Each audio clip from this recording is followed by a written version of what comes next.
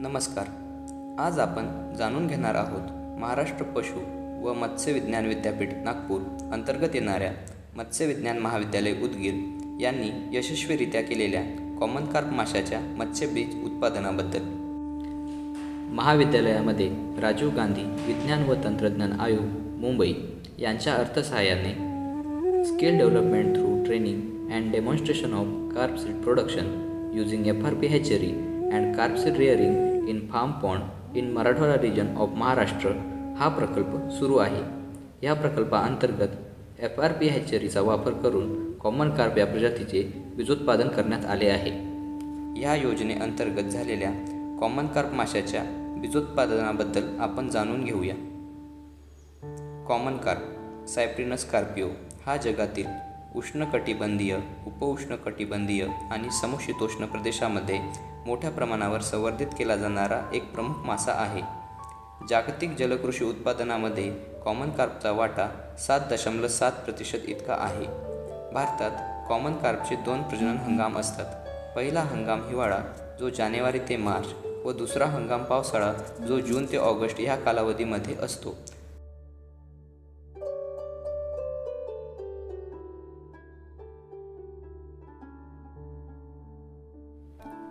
Common carp माशांच्या प्रजनन प्रक्रियेतील सर्वात महत्त्वाचा भाग म्हणजे सुदृढ, निरोगी असलेले नर आणि मादी माशांची निवड.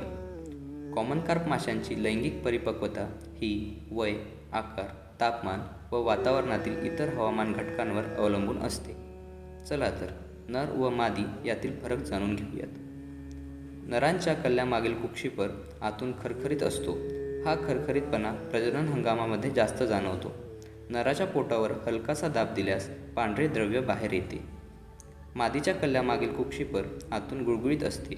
मादीचे पोट फुगीर, मऊ व लुसलुशीत असते. नर मासा सामान्यतः मादीपेक्षा आकाराने लहान असतो. एका प्रौढ माशाच्या अंडकोशाचे वजन शरीराच्या एकूण वजनाच्या 20 ते 32% असू शकते. नैसर्गिकरित्या कॉमन कार्प मासे उथळ, संथ व पान वनस्पती असलेल्या जलाशयामध्ये प्रजनन करतात. माशांची अंडी चिकट असल्यामुळे पान वनस्पतीवर चिकटतात. एकदा आपल्याला उत्कृष्ट दर्जाचे ब्रूडर म्हणजेच प्रजननक्षम मासे मिळाले की पुढचा भाग असतो तो FRP हॅचरीमध्ये मत्स्यबीज निर्मितीचा. FRP हॅचरीचे प्रामुख्याने 3 घटक असतात. पहिला प्रजनन टाकी, दुसरा उबवणी टाकी, तिसरा मत्स्यजिरे संकलन टाकी. प्रजनन प्रक्रिया सुरू करण्याच्या पूर्वी या सर्व टाक्या पोटॅशियम परमॅंगनेटच्या द्रावणाने निर्जंतुकीकरण करण्यासाठी धुवून घेतल्या जातात.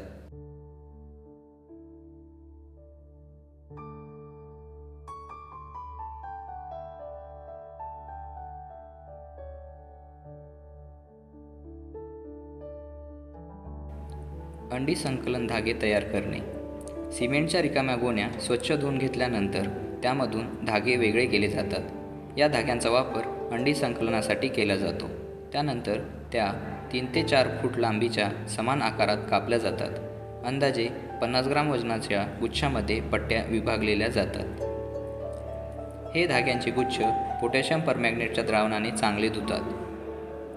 धाग्यांची दोन्ही टोके मोकळी ठेवून मध्यभागी बांधली जातात.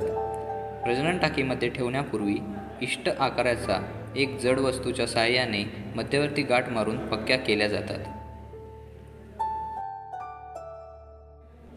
तयार केलेल्या कृत्रिम धाग्यांचे अनेक गुच्छ प्रजनन टाकीमध्ये टाकले जातात. मध्यभागी असलेल्या जड वस्तूमुळे ते पाण्यात टाकल्यानंतर लगेचच तळाशी बुडतात. परंतु टोके मोकळे असल्याने धागे मध्यापासून सर्व दिशांना पसरतात.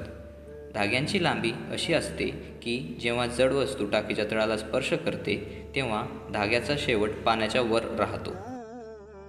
त्यानंतर प्रजननक्षम माशांना ज्यांचे सरासरी वजन 2 ते 3 किलो असते त्यांना योग्य संप्रेरकाची मात्रा मादीस 0.2 मिली प्रति किलोसाठी व नरास 0.1 मिली प्रति किलोसाठी इंजेक्शनद्वारे दिली जाते व मासे प्रजनन टाकीमध्ये सोडले जातात.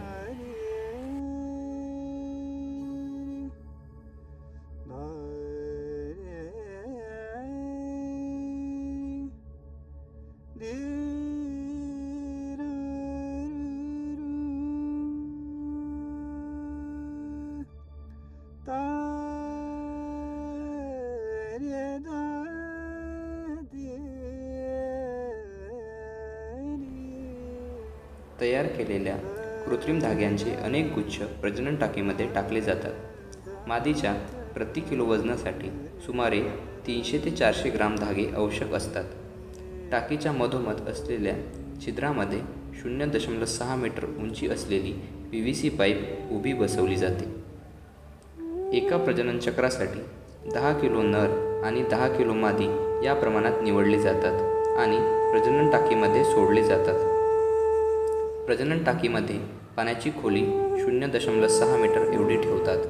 टाकीमध्ये पाण्याचा प्रवाह 0.2 ते 0.3 लिटर प्रति सेकंद इतका संथ गतीने नियंत्रित केला जातो.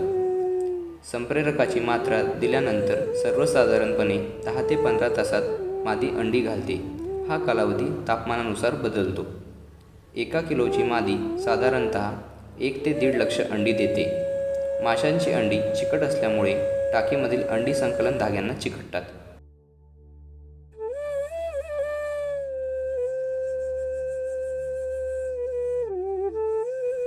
उबवणी टाकीमधील व्यवस्थापन. अंडी चिकटलेले धागे आपण उबवणी टाकीमध्ये सोडतो. उबवणी टाकीच्या बुडाशी असलेल्या डक माउथ पाईपमधून पाण्याचा प्रवाह 0.1 ते 0.15 लिटर प्रति सेकंद या संथ गतीने नियंत्रित केला जातो. FRP हॅचरीमध्ये बुडाशी असलेले डक माउथ पाईप आणि टाकीच्या वर असलेला शॉवर आभासी प्रकारे नैसर्गिक नदीचा प्रवाह असल्याचे भासवून देतो, ज्यामुळे आपल्याला चांगल्या प्रतीचे बीज व उत्कृष्ट जिवंत दर मिळतो.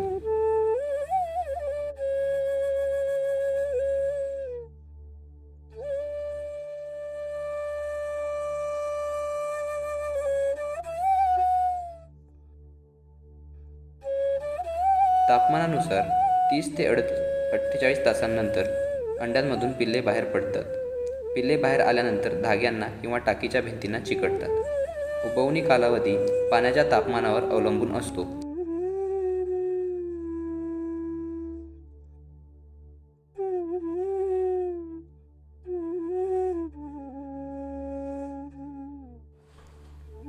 पाण्याच्या तापमानानुसार 2 ते 4 दिवसांत पिल्लांचे मत्स्यजिरामध्ये रूपांतर होईपर्यंत उबवणी टाकीमध्ये ठेवले जातात.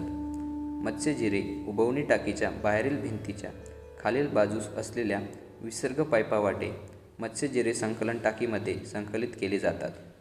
या तंत्रज्ञानाद्वारे मत्स्यजिऱ्यांची पुनर्प्राप्ती 90% इतकी जास्त नोंदवली गेली आहे.